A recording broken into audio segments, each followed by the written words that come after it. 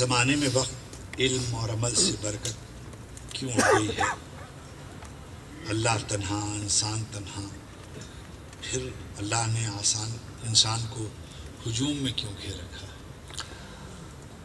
دیکھو، اللہ تو تھا ہی اپنے وجود کی سرشاری میں، اس کو تو تنہائی نہیں ڈستی، وہ تو اس نے بڑا کرم کیا۔ میں آج سوچتا ہوں ہم بایولوجیکل کریچر ہوتے، پیدا ہوتے، جیسے جانور مرتے ہم مرتے، زندگی پوری کرتے، اسی لیے فلسفہ وجودیت پیدا ہوا۔ اس ایبسرڈٹی آف روٹین کی وجہ سے، وہ البرٹ کامو ہو، ژان پال سارتر ہو، کیرکیگارڈ ہو، زندگی کی یہ بے مصرف وجودیت جو ہماری گزر رہی تھی، پیدا ہونا، تھوڑا بہت کھانا پینا، بال بچے پیدا کرنا، جس اینیملسٹک روٹین میں اگر یہ کوئی ذہین بھی ہو گیا تو اس نے کیا کمال کر لیا۔ کسی کی دانشوری نے کیا اسے موت کی چنگل سے چھین لیا۔ سیسیفس کی ٹیل آپ کو یاد ہے، جس نے موت کو دھوکہ دیا اور اس کو سزا دی دیوتاؤں نے، اولمپک کے گاڈز نے، سو کالڈ، کہ زمین سے پتھر اٹھاؤ، پہاڑ کی چوٹی تک لے جاؤ۔ جب چوٹی تک پہنچتا پتھر پھر گر پڑتا تھا۔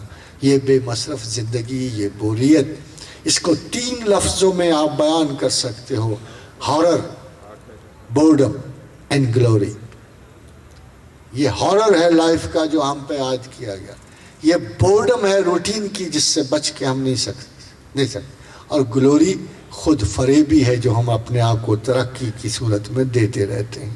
یہ ایک روٹین سے لائف کی، بٹ فار گاڈ، الحمدللہ، اس پر یقین رکھنا سب سے بڑی امید ہے۔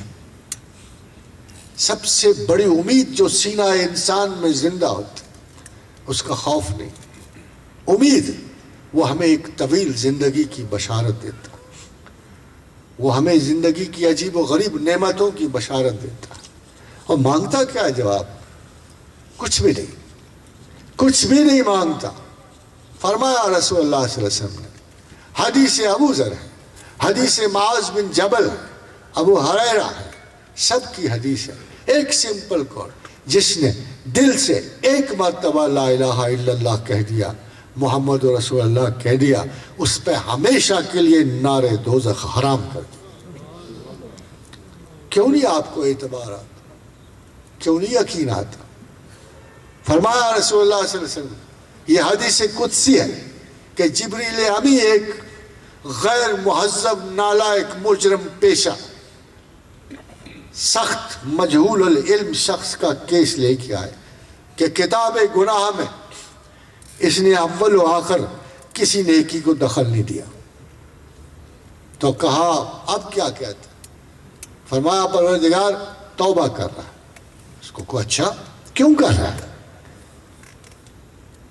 جبریل نے کہا خداوند یہ جانتا ہے کہ تو معاف کرنے والا ہے۔ اسے کہا یہ جانتا ہے، اس کو معاف کر دو، ٹھیک ہے۔ دوبارہ گناہ کیا، دوبارہ جبریل کو بڑی چڑ سی آئی، اے پروردگار تو نے معاف کیا تھا، اس نے دوبارہ گناہ کیا، کیوں کیا ہے جبریل؟ اب کیا چاہتا ہے؟ کہتے پھر توبہ کرتا۔ کہتے تو یہ پھر مجھے سے توبہ کرتا؟ کہ ہاں آپ ہی سے کرتا ہے۔ کہتا یہی ہے کہ اللہ ہی معاف کرنے۔ کہا اس کو قوم نے سے معاف کر دیا۔ تھوڑا عرصہ اور گزرا، پھر تشریف لے آئے۔ جبریل نے کہا اللہ میاں اب نہیں اس کو بخشنے کیا، یہ تو پھر گناہ کر کے آیا ہے۔ تو اللہ نے کہا یار یہ تو بہت پکی طرح اس کو پتہ ہے کہ میں ہی معاف کرنے والا ہوں، اس کو کوئی چل تیرے سارے گناہ معاف کیے۔ حضرات گرامی، داستان نہیں ہے، حدیث قدسی ہے، پختہ ترین حدیث۔ سوال یہ پیدا ہوتا ہے اس میں نکتہ کیا نکلا؟ کیا بات نکلی؟ ایک اور حدیث اس پر بھی سن لی، اتنا گنہگار کہ رات کی سیاہی اس سے پناہ مانگتی تھی۔ تو جب مر گیا تو اس نے کہا کام تو ایک بھی میں نے زندگی میں نیکی کا نہیں کیا، حضور یار غریبان تار تار ہے، کیا لے کے جاؤں گا؟ تو اس نے کہا میری لاش جلا دینا، مٹی علیحدہ علیحدہ کر دی، کسی کو پہاڑ پہ پھینکنا، کسی کو دریا میں، کسی کو صحراؤں کی ریگزار میں ملا دینا۔ خدا نے ہر چیز کو حکم دیا اسے اکٹھا کرو۔ جس کے پاس اس کا جو حق ہے واپس کر. اسے وجود مکمل میں ڈھالا. کیا بندے اتنی بھاگ توڑ، گریز، اتنی پردہ داری کیوں؟ یہ تو نے ایسا کیا کیوں؟ فرمایا پروردگار تیرے پاس لانے کے لیے ایک نیکی بھی نہ تھی.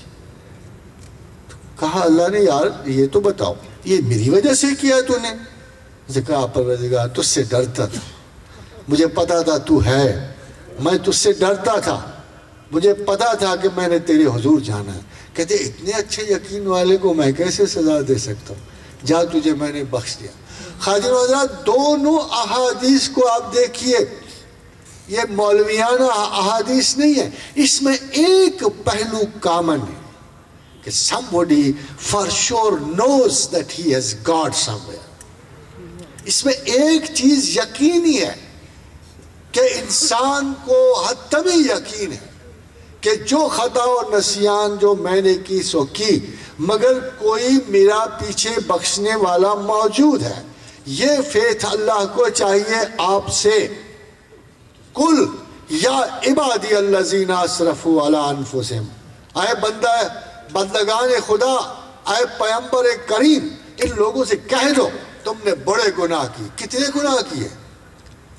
کتنے گناہ کیے؟ 60-70 برس میں آپ کتنے گناہ کر لو گے؟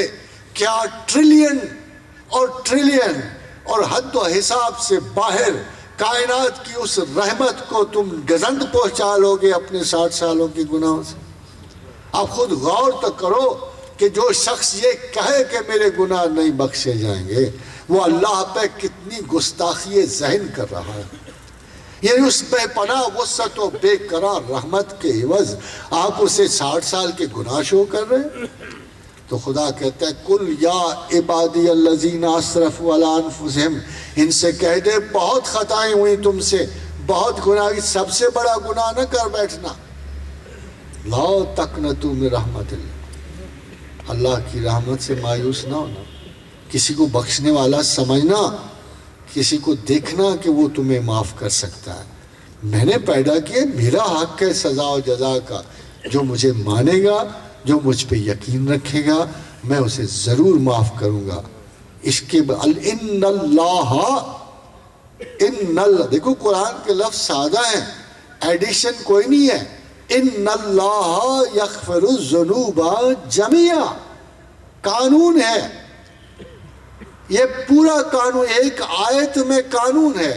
ان اللہ یغفر الذنوب جميعا، بے شک، اس میں کوئی شک نہ لانا، تمہارا اللہ تمہارے تمام گناہ معاف کر دو. جميعا اصول ہے، جیسے سائنس کا لا ہے، جیسے ایووگاڈروز ہائپوتھیسس ہے، گیسیس والیومز کے لا ہیں، جیسے زمین کے کشش ثقل کے لا ہیں. یہ قانون حیات زندگی ہے، یہ قانون حیات انسان ہے، یہ مغفرت کا ایک بنیادی قانون ہے. ان اللہ یغفر الذنوب جميعا. کیوں؟ کہتے پھر میں کیسے ہو سکتا ہوں انہ هو الغفور الرحیم؟ میں پھر کیسے، اگر میں یہ نہ کروں تو میں پھر غفور و رحیم کہے گا؟ تم میری صفت کمزور کرتے ہو، مجھے اپنے گناہ سے میری رحمت کو قید کرتے ہو. یہ بحران عقل تمہارا ہے، میری طرف سے کوئی کمی نہیں. مگر حضرات گرامی، محبت نفاق کی قاتل ہے. محبت محبوب کے کام کے بغیر کچھ کرنے نہیں دیتی. جس کو اللہ سے انس ٹھہرے گا اسے نماز عزیز ہوگی. لفظ لیبر از سویٹ، اور اس کے بغیر سب مشقت ہے. محبت کی محنت ہی آسان ہے. ادب اسی کو کہتے ہیں. بڑی خوبصورت بات تصوف میں سید حجویر نے فرمائی کہ ادیب وہ نہیں جو علم والا ہو. تصوف میں ادیب اس کو کہتے ہیں، اس کو نہیں کہتے جو علم والا ہو. تصوف میں ادیب اس کو کہتے ہیں جو خدا کے سوا کسی اور کو وہ عزت نہ دے جس کا وہ حائل ہوتا ہے. ادیب اس کو کہتے ہیں جو مؤدب اس کو کہتے ہیں جو خدا کے عزت و مقام میں کسی کو شریک نہ کرے۔ اور ایک آخری حدیث آپ کی پیش نظر ہے، رسول اللہ صلی اللہ علیہ وسلم نے فرمایا کہ حلاوت ایمان اس شخص نے چکھ لی جس نے اللہ کو وحدہ لا شریک جانا اور اس میں کسی کو شریک نہیں کیا، اور قدیم میں کسی حادث کو شریک نہیں کیا۔ شیخ حجویر نے فرمایا کہ وہ قدیم ہے اور اس قدیم میں کسی حادث کو شریک نہ کرو۔ سو اللہ کے رسول نے فرمایا کہ جس نے خدا کو لا شریک لہ جانا اس نے ایمان کی حلاوت چکھ لے، اور جس نے مجھے فرمایا محمد رسول اللہ صلی اللہ علیہ وسلم نے فدا و ابی و امی کہ جس نے مجھے اپنی جان و مال ہر چیز سے زیادہ چاہا وہ اس نے ایمان کی حلاوت چکھ لی۔ ایک بدو نے، حدیث مسلم ہے کہ آ کے پوچھا یا رسول اللہ صلی اللہ علیہ وسلم کب قیامت آئے گی، قیامت کب آئے گی؟ کہا کیوں، کیا تو نے نمازیں بہت پڑھی ہیں؟ فرمایا یا رسول اللہ نہیں، ایسا تو کچھ بھی نہیں کیا۔ پھر کہا روزے بہت رکھے ہیں؟ کہا یا رسول اللہ نہیں، ویسے واجبی سے ہی ہے۔ کہا کیا صدقہ و خیرات بہت کیا ہے؟ کہا ایسا تھا ہی کچھ نہیں۔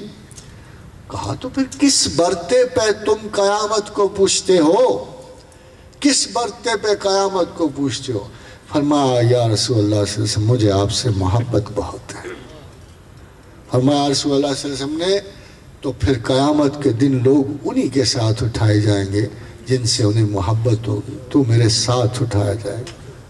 خاتین حضرات، یہ حلاوت ایمان کا دوسرا سبق ہے، اور تیسرا اور آخری سبق یہ ہے کہ جب ایک دفعہ وحدہ لا شریک کا انس آپ میں آ جائے، جب محبت رسول کی تمانیت آپ کے دل پہ اتر آئے، تو پھر کفر کو واپس پلٹنے کو اتنا ہی برا جانیے جیسے سانپ کے افعی ظالم کے سوراخ میں انگلی ڈالنا۔ وما علینا الا البلاغ۔ تھینک یو سو مچ۔ بہت سے سوال ہے، آپ کی تشریف آوری کا، آپ کی زحمت کا بے حد احسان مند ہوں، اور میں آپ کی طرف سے اور اپنی طرف سے اور اکادمی ادبیات پاکستان کی جانب سے بے حد احسان مند ہوں پروفیسر صاحب کا کہ انہوں نے اتنی زحمت اٹھائی اور ہمارے دلوں کو اور ہمارے ذہنوں کو منور فرمایا۔ بڑی مہربانی۔